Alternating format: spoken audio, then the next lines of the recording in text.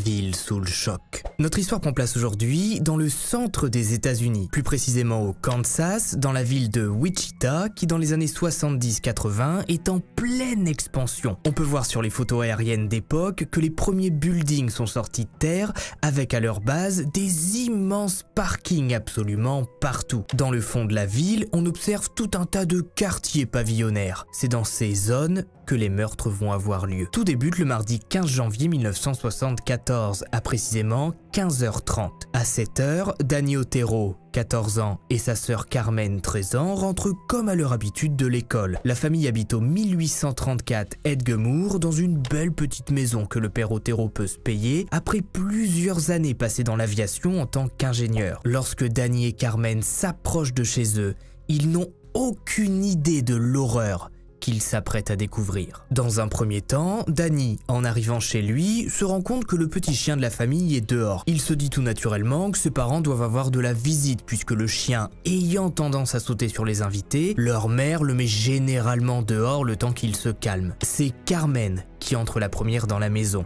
suivi de près par Danny. Les deux enfants enlèvent leurs affaires, posent leurs sacs et sont surpris de voir que sur la table du salon, il y a encore les restes du petit déjeuner. Leur mère a normalement l'habitude de tout débarrasser dès que leurs autres frères et sœurs sont partis à l'école. Carmen appelle sa mère, qui ne répond pas. Les deux enfants se rendent alors compte que quelque chose cloche.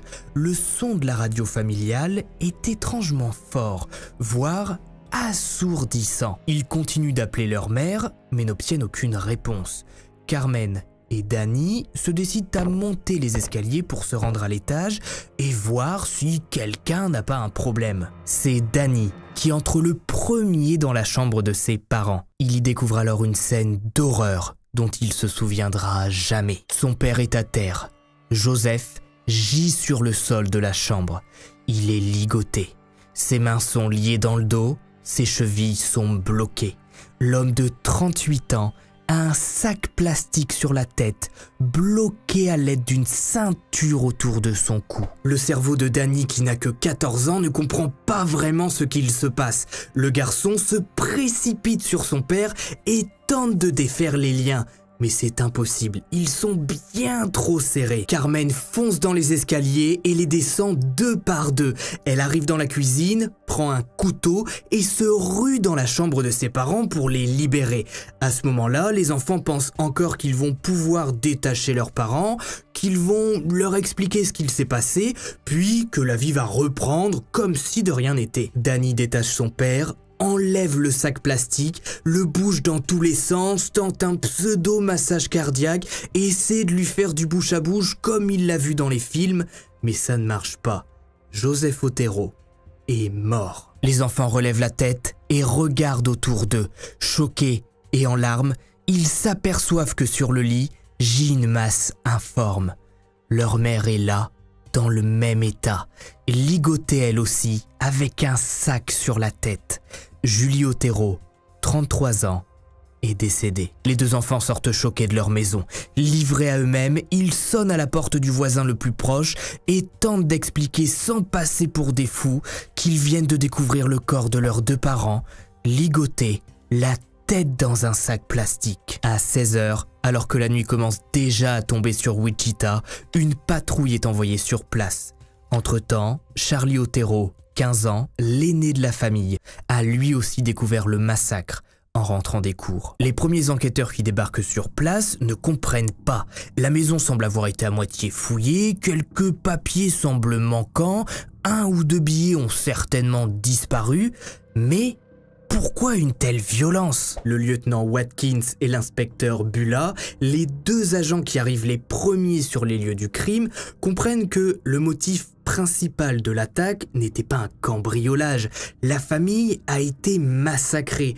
On ne rentre pas dans une maison pour la cambrioler et on ne ressort pas par hasard en ayant tué tout le monde. Les crimes semblent totalement préparés. Les liens ont été préfaits, les nœuds sont solides et réalisés de manière à ce que la victime ne puisse pas se déplacer. En plus de ça, qui se balade avec des foutus sacs plastiques dans ses poches? Ajoutons à ça que la ligne téléphonique de la maison a été coupée. Quick. Danny, Carmen et Charlie sont interrogés assez rapidement. Ils sont sous le choc mais s'inquiètent. Leur petite sœur Joséphine, 11 ans, et leur frère Joseph Junior, 9 ans, ne sont pas encore rentrés de l'école. Ils expliquent aussi que leur maison dispose d'une cave au cas où les enquêteurs souhaitent tout visiter. C'est le lieutenant Watkins qui va avoir la douloureuse tâche d'inspecter les autres pièces de la maison. Dans l'une des chambres, il découvre le petit corps sans vie de Joseph Otero Jr., couché sur le sol, attaché, avec lui aussi un sac sur la tête. Mais l'horreur ne s'arrête pas là, et ces premiers meurtres doivent bien vous faire comprendre que BTK va vous hanter. À partir du moment où il décide de répondre à ses pulsions meurtrières, il ne s'arrêtera plus et ses crimes seront de plus en plus sanglants. Joséphine sera retrouvée à la cave, attachée par une corde, reliée à un tuyau. Au soir du mardi 15 janvier 1974, Danny, Carmen et Charlie se retrouvent orphelins, tout en ayant perdu leurs 2 frères et sœurs. Ils sont pris en charge par les services sociaux. Le petit chien de la famille est quant à lui donné à une société de protection des animaux. La vie ne sera plus jamais la même. La plupart des scènes de crime et autres photos que je citerai pendant cet HVF seront disponibles sur mon Twitter. Dès le lendemain, 16 janvier, ce sont 75 officiers de police qui sont affectés à l'enquête. Travaillant 18 heures par jour, ils vont tenter de comprendre ce qui a bien pu se passer. Jamais un tel massacre n'avait touché la ville de Wichita. Pour beaucoup, il doit bien y avoir une raison. Joseph avait peut-être des activités illégales. Il a peut-être mis en rogne certaines personnes. Le cerveau humain tente toujours de trouver une raison rationnelle pour se rassurer, en se disant « Oh, il est arrivé ça à cette famille, c'était parce que, donc ça ne peut pas m'arriver à moi. » Mais à l'époque, bien sûr, les habitants de Wichita ne se doutent pas une seule seconde qu'un tueur en série vient de goûter à la mort et qu'il y a pris goût. La presse locale s'enflamme. Le Wichita Eagle, qui s'apprête à couvrir l'affaire BTK pendant plus de 30 ans, publie son premier article sur la famille Otero, indiquant que le vol est certainement le motif du crime. Mais au fil des jours qui passent, aucun suspect n'est arrêté. Les enquêteurs ne trouvent absolument rien. Une récompense de 5 000 $ est proposée et celle-ci montera rapidement à 7 000 $, prouvant que les autorités n'ont aucune piste. Le rationnel laisse place à la peur. La population de Wichita s'arme. Des battes de baseball sont vendues par dizaines. Les familles s'arment et se préparent à potentiellement subir l'attaque d'un taré qui va tenter de leur foutre un sac plastique sur la tête. Pendant que l'emballement médiatique prend, Dennis Rader, âgé de 29 ans, est chez lui avec sa femme. Il écoute comme tout le monde la radio et vient de s'inscrire à l'université pour suivre des cours de criminologie. Dans son bureau, il commence l'écriture d'un petit récit nommé « La mort, un jour glacial de janvier ». Dans les jours qui suivent les meurtres, il s'achète une balle en caoutchouc qu'il presse pendant des heures pour entraîner ses doigts à serrer encore plus le cou de ses futures victimes qui arriveront bien vite, comme vous allez le voir. À cette époque, il n'est pas encore surnommé BTK. Ça viendra après sa deuxième attaque et c'est le tueur en série lui-même qui trouvera ce surnom. Mais qui est vraiment Dennis Rader? Qui est cet homme qui est capable en un claquement de doigts de devenir un redoutable tueur en série capable de ligoter toute une famille entière? Eh bien, pour tenter d'avoir un semblant de réponse, il faut aller fouiller dans son enfance. Bien évidemment, Dennis Rader, comme tous les tueurs en série, a eu une enfance normale. Non, il pendait des chats. Un enfant dérangé. Dennis Rader naît le 9 mars 1945. Il est l'aîné d'une famille de 4 garçons dont les parents sont Dorothea et William Rader. Dennis a toujours vécu à Wichita. Il y a fait toute sa scolarité et y a eu ses plus proches amis, à qui il n'a jamais confié ses fantasmes, puisque Dennis va dès son plus jeune âge, vers 9-10 ans à peu près, se rendre compte qu'il est attiré par 2 choses très spécifiques.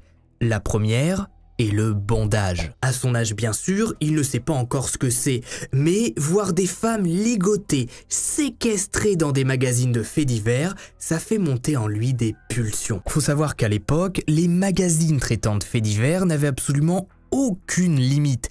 Et généralement en couverture, il y avait pour faire vendre une femme en robe décolletée ou en nuisette, attachée, bâillonnée, séquestrée. Et ces scènes ont donné envie à beaucoup d'hommes de les reproduire une fois arrivés à l'âge adulte. C'est d'ailleurs pour ça que des magazines ont dû arrêter de mettre ce genre d'illustration en couverture, tellement certains passages à l'acte étaient expliqués par des hommes disant que c'est à cause de ces images qu'ils ont eu envie eux aussi de vivre cette situation vue sur la première page du magazine. Et encore, celles que vous venez de voir sont bien soft par rapport à ce qui se faisait à l'époque. Je vous en mettrai quelques exemples sur mon Twitter, vous allez vite comprendre pourquoi certaines personnes devenaient un petit peu dégénérées. Bref, Denise tombe sur les magazines criminels de son père, regarde les images et est attiré par ce qu'il voit. Il va même y découvrir l'existence de H.H. Holmes, le tueur en série qui avait transformé son hôtel particulier en piège mortel pour les clients s'y rendant. Pour ceux qui ne voient pas de quoi je parle, j'en ai fait une vidéo il y a 2 ans. Ne pouvant pas encore s'attaquer aux femmes pour reproduire les scènes vues dans les magazines, Denise va s'en prendre aux animaux qu'il va piéger dans une grange abandonnée, non loin de chez lui. Il va sur l'une des poutres de cette grange placer une corde avec un nœud coulant dans lequel il placera des chats pour ensuite les pendre. Miaou. Même si Denise n'a pas encore le physique pour s'en prendre à des femmes adultes comme il l'aimerait, ça ne l'empêche pas de les espionner. Le soir, après les cours ou le week-end, il part en balade pour se rendre dans les jardins voisins et observer, caché, les femmes de son quartier à leurs fenêtres. Il va commencer peu à peu à s'entraîner au bondage lorsqu'il va entrer chez les scouts, puis va les reproduire sur lui au point de commencer pour son plaisir à se suspendre. Et peu à peu, il va se prendre en photo lors de ses sessions solitaires de bondage. Et il continuera le bondage à l'âge adulte. Il partira en forêt avec son appareil photo, des cordes, divers accessoires et Denise fera des shootings. Voilà, au milieu de nulle part. Les fantasmes et perversions de Denise ne vont pas l'empêcher de plus ou moins réussir l'école. Étudiant moyen, il va obtenir l'équivalent du bac, puis va partir faire un tour dans l'US Air Force pendant 5 ans, de 1965 à 1970. Il rentre au pays après avoir été déployé au Japon à l'âge de 25 ans. Le souci c'est que Denise est encore chez ses parents. Il se met donc en tête de se marier, de trouver une maison pour ensuite laisser place à ses fantasmes. Le futur BTK rencontre l'année de son retour aux États-Unis Paula Dietz, 23 ans. Le couple se marie le 22 mai 1971 et emménage ensemble dans une petite maison modeste au 6220 Independence Street à Park City, en banlieue de Wichita. Denise trouve un boulot grâce à un diplôme d'électronique passé en quelques mois. Il est engagé chez Cessna, une usine de construction de petits avions touristiques. Paula, quant à elle, travaille en tant que secrétaire à l'hôpital. Denise Rader, grâce à ce mariage, prend son indépendance, laissant place à ses perversions qui sont de plus en plus présentes dans sa tête. Des pulsions puissantes. Les années passent et les fantasmes de meurtre dans la tête de Denise se font de plus en plus puissants.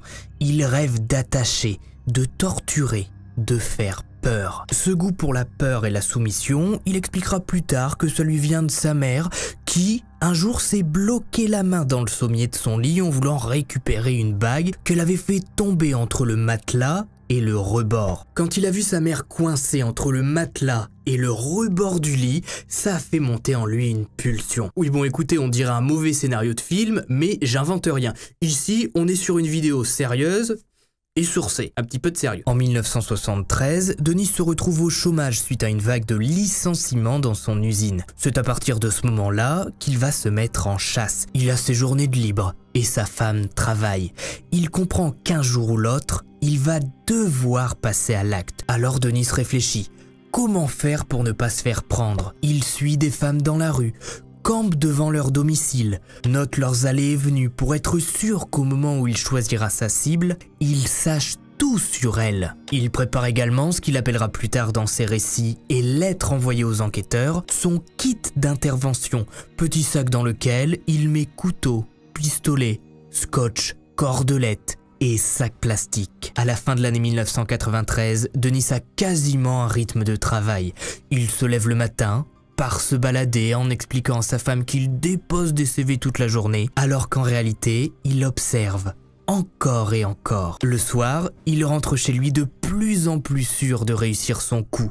Il a repéré depuis quelque temps une jeune femme rousse qu'il a, comme à son habitude, suivie dans la rue, puis observé, caché devant chez elle. On ne sait pas exactement quand Denis s'introduit chez elle, mais il expliquera plus tard que sa cible n'était simplement pas présente par chance pour elle ce jour-là. Mais on voit que Denis passe là une étape.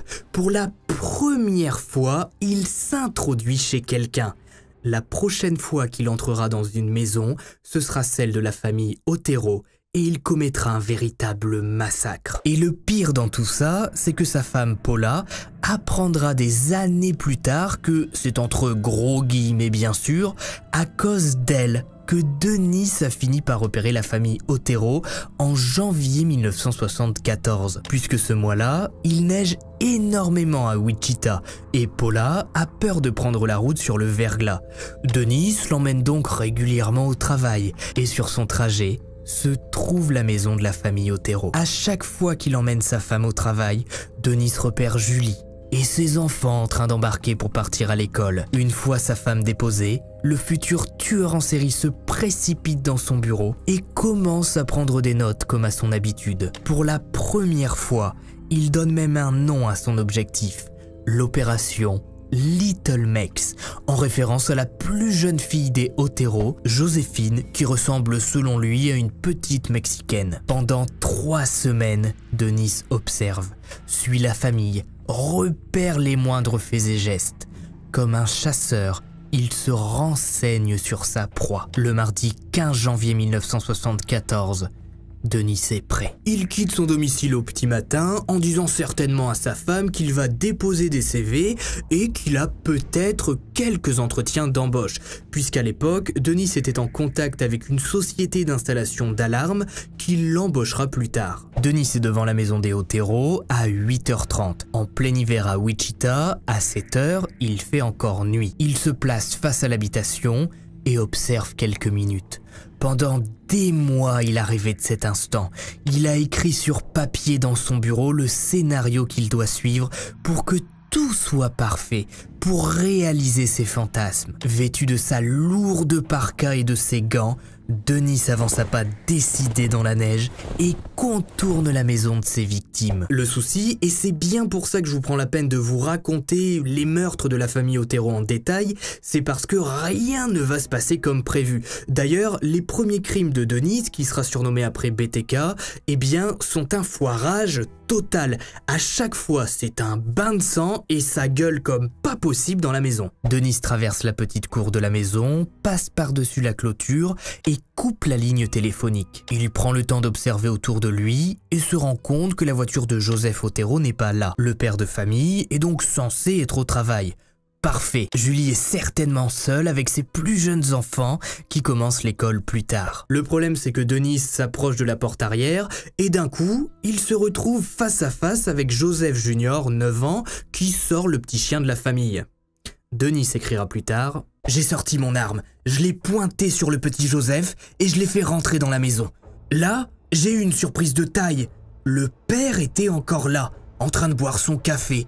Derrière lui, sa femme préparait des sandwichs et Joséphine prenait son petit déjeuner. Il m'a fallu improviser et je déteste ça. » Denis Rader ne se démonte pas. De toute façon, c'est trop tard. La famille l'a vu arme en main. Il habite dans le coin, donc il ne peut pas s'enfuir comme si rien ne s'était passé. Il hurle « Tout le monde à terre! Couchez-vous! Je ne vous veux aucun mal. La police me recherche et je suis en fuite. Il me faut de l'argent et une voiture. Alors je vais vous attacher et ensuite, je prendrai ce qu'il me faut. Ne résistez pas. Comme ça, tout ira bien plus vite. » Le stratagème fonctionne. Toute la famille se rend dans la chambre parentale et se laisse attacher en attendant que Denis parte. Le tueur sort de la pièce et se rend dans le salon pour sortir son kit d'intervention. Il s'empare de sacs plastiques, puis retourne dans la chambre. À ce moment-là, il faut bien s'imaginer que Joseph, Julie, Joseph Junior et Joséphine sont tous les 4 complètement ligotés et bloqués. Denis a réussi à les mettre en confiance. Pourtant, il s'apprête à commettre son premier meurtre. Il s'approche de Joseph, sac plastique en main, et lui met sur la tête. Denis Rader expliquera plus tard. Quand ils ont vu ça, les autres sont devenus dingues. Ça s'est mis à gueuler de partout. Le père se débattait, il essayait de mordre le sac pour pouvoir respirer. Il a même réussi à faire un trou dans le plastique.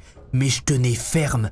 J'ai passé un deuxième sac autour de lui, puis un t-shirt, et j'ai attaché le tout le plus serré possible. J'ai dû m'occuper ensuite de Julie, de mes propres mains. Ensuite, j'ai mis un sac plastique sur la tête de Joseph.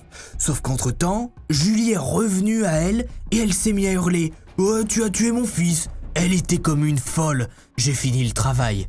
Ensuite, ça a été au tour de Joséphine. La petite fille, terrorisée, est descendue à la cave. Elle parlera simplement pour dire à Denis « Qu'est-ce que tu vas me faire ?» Ce à quoi il répondra « Ne t'inquiète pas, ce soir tu seras au paradis avec papa, maman et ton petit frère. » Joséphine Otero, 11 ans, est alors suspendue à un tuyau dans la cave. Denis part, mais en arrivant à sa voiture et en regardant s'il a bien pris tout son kit d'intervention, il se rend compte qu'il a oublié un couteau. Il décide donc, et malgré le risque, de retourner à la maison des Otero.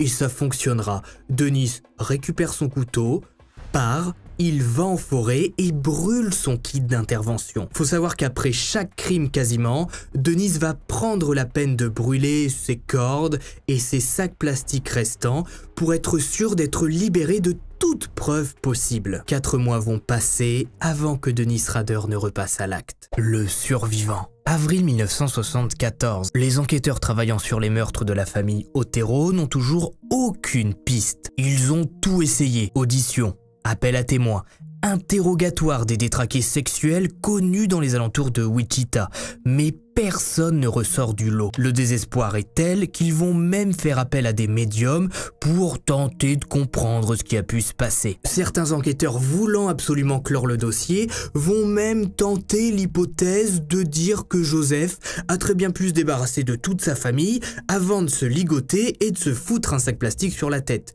Heureusement, ça ne prendra pas. Le chef de la police de Wichita, un certain monsieur Hannon, ne va pas non plus demander l'aide du FBI, puisqu'il est persuadé que ces hommes peuvent résoudre les meurtres de la famille Otero. De plus, il pense également que le meurtre a un motif et que c'est impossible qu'un potentiel tueur en série soit en train d'errer à Wichita. Et puis quoi encore? Pourtant, dès le début de ce mois d'avril 74, Denis s'apprête à frapper de nouveau. Il a repéré depuis quelque temps maintenant une petite blonde comme il l'a décrit lui-même, nommée Catherine Bright, 21 ans, qui vit au 3217 Street North, toujours à Wichita. Le 4 avril, Denis se rend à l'adresse. Son plan est prêt. Il a prévu d'entrer chez Catherine de la manière la plus naturelle possible, en toquant chez elle et en s'invitant dans son salon tout en lui expliquant qu'il réalise un sondage pour la ville. Manque de peau ce matin-là, Catherine n'est pas chez elle. Bon, je veux pas dire, mais le type traque ses victimes pendant plusieurs semaines pour être sûr de frapper au bon moment, et ça fait quand même 2 fois que ça foire. La première fois, Joseph Otero était censé être au travail, au final il était là, et la Catherine est censée être chez elle, au final elle est pas là. Pas ouf le tueur en série. Bon, vous en faites pas, vu le bain de sang que ça va être, Denis va se rattraper. Voyant que Catherine ne répond pas, Denis fait le tour de la maison, brise un carreau et entre dans le domicile. Il fait rapidement le tour des lieux puis se cache dans un placard. Il attend tranquillement que sa cible, celle qu'il a choisie et qu'il a en tête depuis plusieurs semaines, rentre chez elle. Les heures passent. 1 heure, 2 heures, 3 heures. Et là, Denis, ça le saoule un peu. Il est dans le placard, dans le noir, il a chaud, il a sa parka, sûrement un bonnet et des gants, et il se dit que Catherine a pas l'air de vouloir se pointer. Quand ça veut pas, ça veut pas. Sauf qu'au moment où il s'apprête à partir, il entend la porte d'entrée s'ouvrir. Denis se replace dans le placard et attend. Il attend, mais surtout il entend que Catherine n'est pas toute seule, contrairement à ce qu'il avait prévu. Non mais là c'est le tueur en série avec le plus de poisse de l'histoire, c'est pas possible. Denis ne se démonte pas, il sort de son placard et débarque dans le salon arme en main. Il est en face de lui Catherine et son frère Kevin, 19 ans, qui a décidé de passer la nuit chez sa sœur à cause des chutes de neige qui encombrent Wichita depuis plusieurs heures. Denis écrira plus tard « Je leur ai raconté la même chose qu'aux Otero. J'ai expliqué que j'étais en cavale et que j'avais besoin d'argent et d'une voiture. Je leur racontais tout ça pour les calmer. Et le plus fort, c'est que ça marchait. Kevin, sous les ordres de Denise et surtout sous la menace d'une arme, va ligoter lui-même sa sœur. Ensuite, il sera poussé par Denise dans une pièce voisine pour, lui aussi, être attaché. Mais bien sûr, Kevin a 19 ans et il ne compte pas se laisser attacher comme une bête par un type qui est entré chez sa sœur par effraction. Une bagarre éclate. Kevin se bat avec force et réussit même à prendre le dessus pendant quelques secondes. Un premier coup de feu part, puis un second. Kevin, touché au corps et à la tête, s'effondre net. Denise retourne voir Catherine qui est en train d'hurler et d'essayer de se détacher. Il place ses mains autour de son cou et serre. La jeune femme perd connaissance. Mais aussi incroyable que ça puisse paraître, Denise sent d'un coup une présence derrière lui. Il se retourne et fait de nouveau face à Kevin qui est en sang mais debout. Un face-à-face d'une demi-seconde a lieu entre les deux hommes. Denise sort son arme et la pointe sur Kevin, qui à l'aide de ses dernières forces, se rue sur lui. Une nouvelle lutte éclate. Kevin, une fois de plus, touché de 2 balles, prend le dessus. Il réussit même à saisir l'arme à feu. Manque de chance, le cran de sécurité est enclenché lorsqu'il tente de tirer sur Denise, qui l'assomme à grands coups de poing et tire une nouvelle fois sur l'adolescent. Alors qu'il se retourne pour partir, Denise se rend compte que Catherine est en vie. Elle respire et elle est en train d'enlever ses liens. L'étranglement ne lui a pas suffi. Fou de rage, il se jette sur elle et la frappe 11 fois. Catherine perd connaissance. Denise attrape son kit d'intervention et se dirige vers la fenêtre arrière, quand tout d'un coup, il entend la porte d'entrée s'ouvrir. Il jette un rapide coup d'œil et voit Kevin debout, sur le seuil de la porte, en train de s'enfuir. Le gamin de 19 ans est en vie. Il respire et marche dans son propre sang. C'est bon Denise, rends-toi, tu vois bien que c'est pas fait pour toi d'être tueur en série. Même avec un flingue, tu arrives pas à tuer. Stop, on arrête là. 13h46, Kevin Bright sort de la maison. Il marche une dizaine de mètres et s'effondre dans la neige. Par chance ce jour-là, 2 voisins à leur fenêtre l'aperçoivent alors que la tempête fait rage. L'ambulance qui arrive sur place l'emmène à l'hôpital le plus proche. Kevin est en urgence vitale. 14h08, un premier agent de police arrive sur les lieux du crime. Il découvre à l'intérieur de la maison Catherine, elle aussi en vie.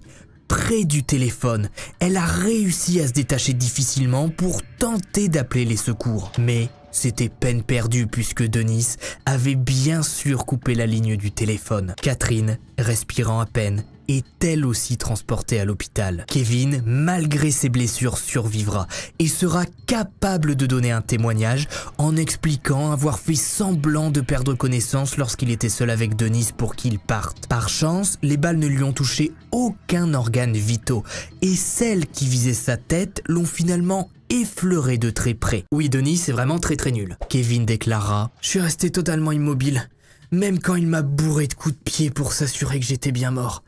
Après, il est allé dans la pièce où se trouvait ma sœur et j'ai entendu Catherine hurler de douleur. C'était terrible.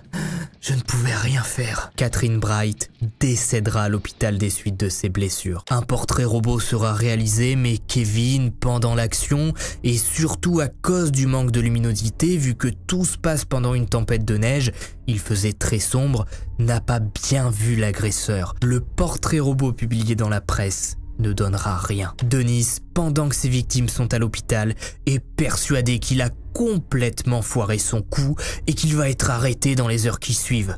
Malgré tout, il suit son plan. Le kit d'intervention est brûlé, il cache l'arme du crime dans la cave de ses parents qui sont absents, puis il rentre chez lui débarrassé de toutes les preuves pouvant le relier à l'attaque. Denise se rend dans son bureau et se met à écrire son second texte titré « Mort ».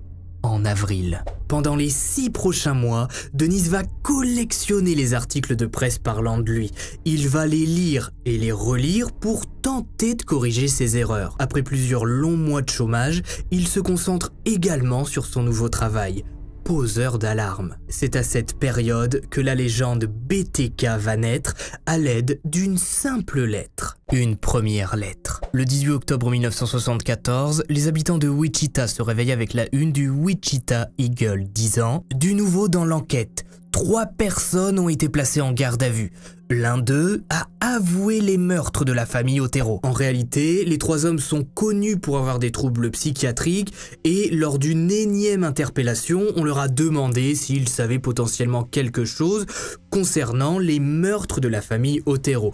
Bien sûr, l'un d'entre eux a dit que c'était lui le coupable et puis voilà, ça suffit à enflammer les journaux. Dennis Rader, en lisant le papier, entre dans une rage folle. Impossible que quelqu'un lui vole la vedette. C'est lui, et lui seul qui a commis cet exploit de tuer 4 personnes sans se faire prendre. Quelques jours plus tard, la rédaction du Wichita Eagle reçoit un appel avec un homme au bout du fil qui leur dit « Écoutez-moi bien, je sais qui a tué la famille Otero. J'ai placé une lettre entre les pages d'un manuel de mécanique dans le bâtiment principal de la bibliothèque de Wichita. Trouvez-la et vous découvrirez la vérité. » Un inspecteur, Bernie Drovatsky, est envoyé à la bibliothèque et se met à chercher dans les manuels de mécanique. Il y trouve après quelques minutes un livre contenant une lettre à l'intérieur. « Je vous écris cette lettre pour vous faire économiser l'argent des contribuables et aussi votre temps. Les 3 simplets que vous avez arrêtés ne parlent que parce qu'ils veulent tenir le devant de la scène. Ils ne savent rien du tout à propos de l'assassinat de la famille Otero. C'est moi qui les ai tués, tout seul, sans l'aide de personne. Et pour mieux le prouver, je vais vous décrire ce que j'ai fait et vu. » Sur plusieurs pages, Dennis Rader décrit les nœuds, les positions des victimes, l'intérieur de la maison, les vêtements que portaient les Otero. « Je suis navré que de telles choses arrivent dans notre société. J'ai beaucoup de mal à me contrôler. Parfois, un monstre pénètre dans mon cerveau. Comment pourrais-je guérir? Je ne peux pas arrêter le monstre qui me ronge. Il me fait souffrir. C'est le monstre en moi qui choisit les victimes, qui les espionne. J'ai choisi mes mots de code. B, T, K. B pour bind, ligaturer. T pour torturer. K pour killer, tuer. BTK, souvenez-vous. Vous me reconnaîtrez lorsque vous découvrirez ma prochaine victime. » Dennis Rader, à travers cette lettre, vient de faire naître sa légende. BTK, pendant les 30 prochaines années, sera dans toutes les têtes et va hanter la ville de Wichita. Après la découverte de cette lettre, l'état-major de la police de Wichita décide de se réunir. Tout le monde sait qu'ils ont affaire là à un homme déterminé, certainement malade comme il l'indique dans sa lettre, un monstre est en lui, et qui va recommencer à tuer sous peu. Le 31 octobre, un appel est lancé à BTK par voie de presse, de manière discrète puisque la population n'est pas encore au courant de l'existence de la lettre. Il est écrit dans les petites annonces du Wichita Eagle ce jour d'Halloween 1974, « BTK, il existe de l'aide pour vous. Téléphonez au 684 83 21 avant 10h du matin. » Aucun appel ne viendra au standard téléphonique. 13 jours plus tard, BTK, comme il l'avait annoncé dans sa lettre, est de retour. 1, 2, 3. Le mardi 13 novembre 1974, la mère de Sherry Baker est inquiète. Elle a tenté à plusieurs reprises de joindre sa fille de 23 ans qui vit seule dans une belle petite maison au 603 North New York Street dans la banlieue nord de Wichita. Maison qui sera abandonnée par la suite, personne ne voulant vivre là après la terrible découverte que va faire la mère qui se rend au domicile de Sherry à 9h du matin. Elle sonne, mais n'obtient bien sûr aucune réponse. En regardant par la fenêtre de la maison, la mère va apercevoir l'horreur. Sur le sol, au milieu du salon, face contre terre et ligotée, gît sa fille, Sherry Baker, la respiration bloquée par une serviette qui lui entoure le visage. À 9h30, les enquêteurs qui débarquent sur les lieux le savent. Avec tout ce qu'il se passe en ce moment à Wichita, le mode opératoire ne peut pas être une coïncidence. BTK vient de frapper à nouveau. Dans le même temps, la lettre qu'il a envoyée aux enquêteurs qui se sont efforcés de la garder secrète pour ne pas paniquer la population, fuite dans le Wichita Eagle. Les habitants du comté mettent alors un nom sur le monstre qui terrorise la ville. BTK.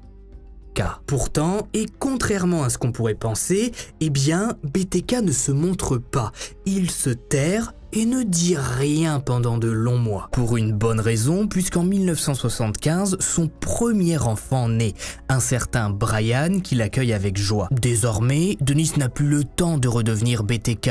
Son fils est un bébé et sur son temps libre après le travail, il doit soulager Paula en s'occupant de différentes tâches. Plus question de trouver des excuses pour suivre des femmes ou de se planquer des heures durant dans un placard. Dennis joue au bon mari et au père de famille attentionné jusqu'au 17 mars 1977. En ce beau jeudi ensoleillé, Dennis Rader est de nouveau en chasse. Selon ses écrits, c'est désormais l'opération verte qui est en marche. Rien à voir avec notre chère Greta bien évidemment, BTK lui il plante pas des arbres, il est écolo avant l'heure, il effectue une réduction stricte de la population.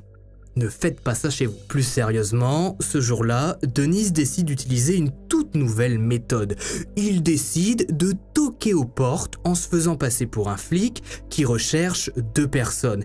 Il montre une photo sur laquelle on voit sa femme et son jeune fils Brian, ce qui prouve à quel point, à cette époque, il était sûr de lui, il était sûr de réussir son coup et à chaque fois de ne laisser aucun survivant malgré ses erreurs passées. Il toque chez sa première cible dont le nom n'a jamais été découvert. Heureusement pour elle ce jour-là, elle est absente et Denise, bien habillée, ne veut pas prendre le risque de déchirer ses vêtements en brisant une fenêtre.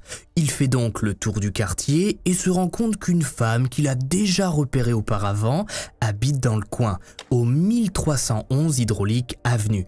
Une certaine Shirley Vian, 24 ans, mère de deux garçons, Steve, 6 ans, et Bud, 9 ans, et d'une petite fille, Stéphanie, 4 ans. Denis se rend à l'adresse, toque, et explique comme dit précédemment être flic à la recherche d'une femme et d'un petit garçon. C'est l'un des fils de Shirley qui répond et qui explique à Denis n'avoir jamais vu ces gens.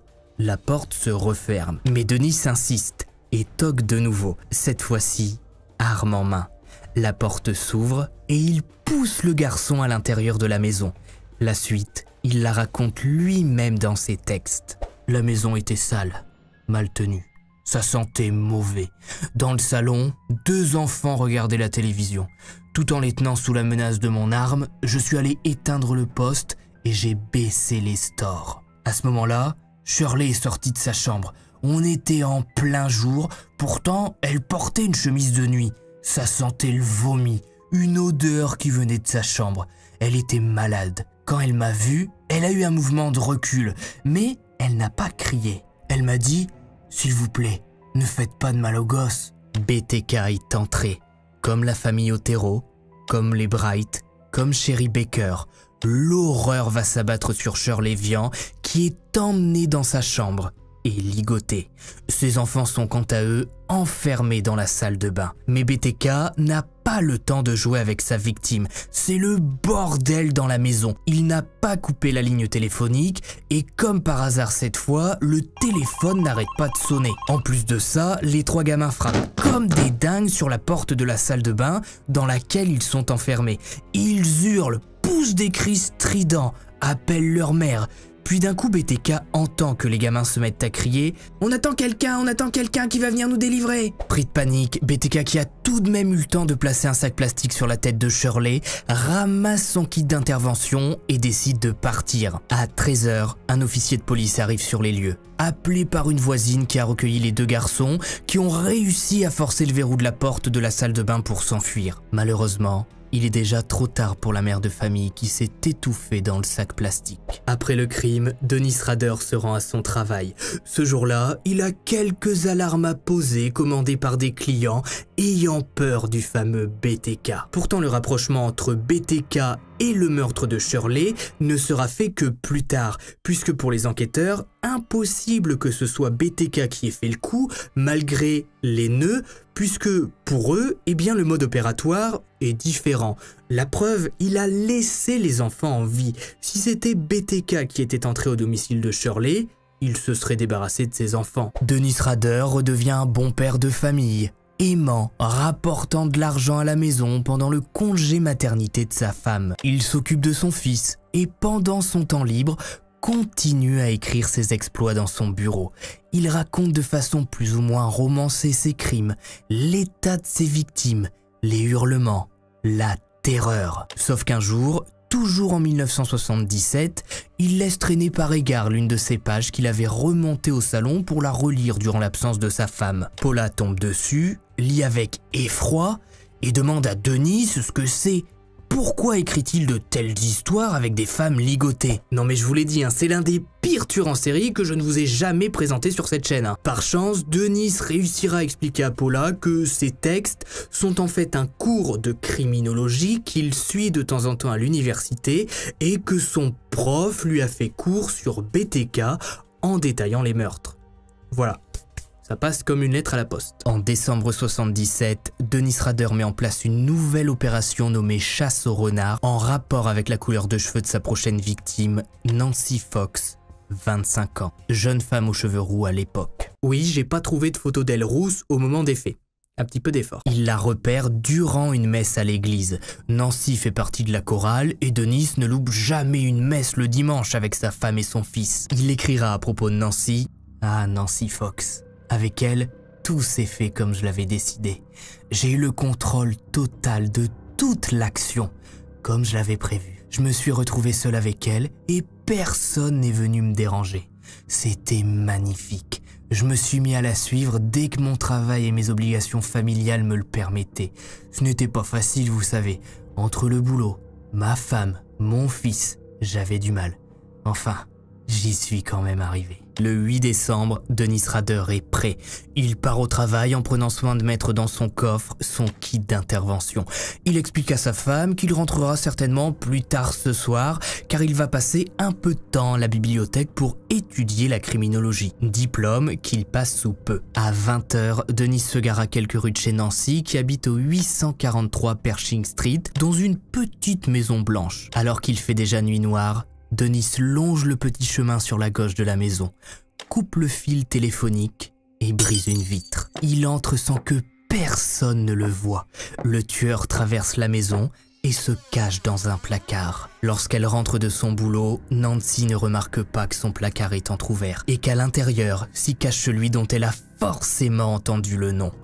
BTK. Celui-ci sort en trompe du placard. Arme en main, il pointe Nancy qui lui ordonne de partir. BTK rigole. Il lui explique calmement que la ligne téléphonique est coupée. Il fait nuit, les volets sont fermés. Personne ne viendra l'aider. Nancy est emmenée de force dans sa chambre, ligotée comme toutes les victimes précédentes. Cette fois-ci, personne ne viendra déranger Dennis Rader, qui se permet même de glisser à l'oreille de sa victime, enlacée par des cordes. « Tu sais, je suis BTK. » Plaçant ses mains autour de son cou, BTK s'amuse.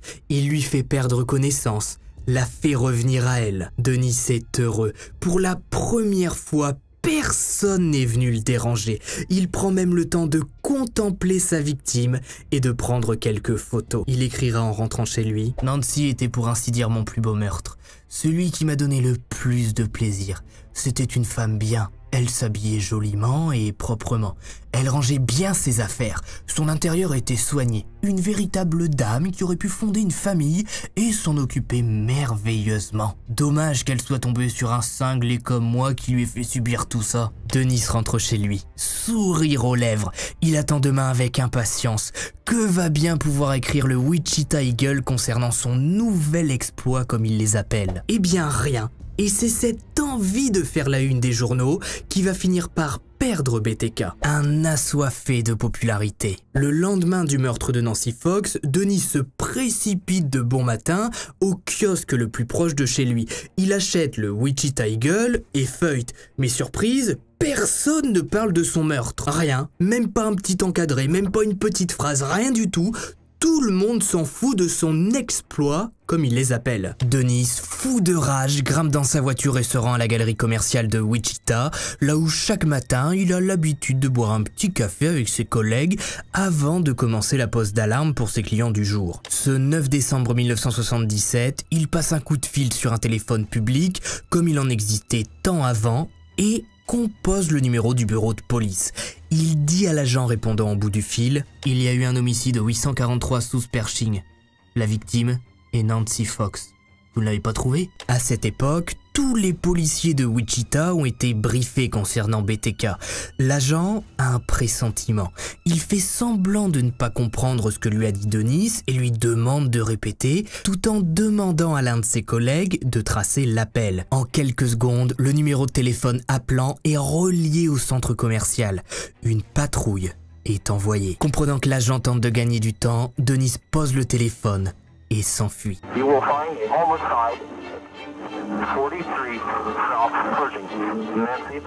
Dans le même temps, une équipe est envoyée chez Nancy Fox, dont le corps sera découvert sans vie. Et là, les enquêteurs découvrent l'une des premières faiblesses de BTK. Il ne supporte pas d'être ignoré. Il veut que l'on parle de lui et de ses crimes. Les autorités décident donc en toute logique de ne pas communiquer sur le meurtre de Nancy, ce qui va rendre complètement fou Dennis au fil des semaines. Bon, heureusement, on est en période de fin d'année, il y a les fêtes, le nouvel an, ça va le calmer un petit peu, mais le 31 janvier 1974, il envoie une lettre au Wichita Eagle. Finalement, le courrier sera mis de côté par l'agent en charge du tri parce que de 1, la Saint-Valentin approchant, le Wichita Eagle reçoit à cette période de l'année des dizaines de petites annonces, et de 2, BTK n'a pas pris la peine de mettre un nom d'expéditeur, ni de régler le prix d'une petite annonce. Le 10 février, il renvoie une lettre, cette fois-ci adressée à la chaîne locale Wichita TV. Dans cette lettre, il glisse son récit nommé « Oh, mort à Nancy », dans lequel il raconte l'horreur qu'a vécue sa dernière victime. Et, pour prouver qu'il est bien l'auteur du crime, il met bien évidemment tout un tas de détails comme précédemment avec la famille Otero. Les vêtements, les faits, les cordes, les objets utilisés. Et il glisse même quelques croquis de Nancy à l'intérieur. Par chance, les journalistes de Wichita à cette époque ont enfin compris que BTK ne rigolait pas. Ils décident donc de prévenir les enquêteurs. Une réunion d'urgence est organisée entre les enquêteurs et les hauts placés de Wichita. La question centrale est de savoir si oui ou non, il faut alerter la population sur le fait que BTK va certainement frapper encore et encore. Faut-il dire publiquement à la radio et à la télévision qu'un tueur en série est en ville? La réponse, selon les enquêteurs de l'époque, est oui. Richard Lamunion, responsable de la police locale, est envoyé sous le feu des projecteurs. Une conférence de presse est organisée pour officiellement alerter la population. Il déclare « Il est à présent certain qu'un tueur en série est présent dans notre ville. Il est responsable du massacre de la famille Otero, du meurtre de Catherine Bright et de celui de Shirley Vian, mais aussi de la mort malheureuse de Nancy Fox. » L'homme a adressé plusieurs lettres dans lesquelles il se fait appeler BTK. Compte tenu de sa dangerosité, la population locale va devoir être très vigilante. De notre côté, nous allons multiplier les patrouilles. Je vais également vous communiquer les lettres de BTK et vous autoriser à les publier. Nous avons en effet décidé de taire certains détails pour mieux le confondre lorsqu'il sera arrêté. À ce moment-là, ce que je considère comme une très grosse erreur est faite, puisque les enquêteurs ne diffusent pas l'appel de BTK au service de police. Pourtant, ça aurait pu permettre de l'identifier, puisque le matin où BTK appelle pour prévenir du meurtre de Nancy Fox, eh bien, il ne cache pas sa voix. Dennis Rader jubile. Il a en lui un total sentiment de puissance. Il entend parler de lui. BTK, partout en ville. Toutes les discussions tournent autour de ces crimes. Pendant qu'il pose alarme et verrou, Dennis Rader pense déjà à sa prochaine victime. Suite à cette prise de conscience et cette toute puissance, BTK va décider de s'amuser encore plus avec ses victimes, en osant les déplacer en dehors de leur lieu d'habitation, en s'en prenant de nouveau à des femmes et leurs enfants. Il va mettre en place de nouvelles méthodes bien plus complexes pour être sûr de ne jamais se faire prendre. Pourtant, un homme va comprendre la psychologie de BTK et va lui faire réaliser une erreur qui lui sera fatale. Vous l'avez compris, il reste encore énormément de choses à dire sur Dennis Rader. Par exemple, sa propre fille a écrit un livre sur lui, racontant son enfance avec un tueur en série, comment BTK à élever ses enfants. Pour une fois qu'on a le témoignage papier d'un des enfants de tueurs en série, il est important de se pencher dessus. Bref, n'oubliez pas le pouce bleu, si vous avez regardé cet HVF jusqu'au bout, mettez BTK en commentaire. On se retrouve demain à 18 h pour la seconde partie. À chaque fois qu'il y aura 2 parties de vidéos, je vous les posterai à 24 heures d'intervalle parce que j'ai pas envie de vous faire attendre longtemps. Voilà, ça se fait pas. Moi, j'aime pas attendre, donc je vais pas vous faire attendre. Voilà. N'oubliez pas le pouce bleu, de vous abonner, ça fait toujours plaisir. On se retrouve sur Twitter pour ceux qui veulent voir les différentes photos des scènes de crime. C'était Max Guys, à demain 18 h et puis bye. Ah oui, et le lien sera en commentaire épinglé et en haut à droite si la vidéo est déjà dispo lorsque vous regardez cet HVF 3 semaines après sa sortie, on va dire.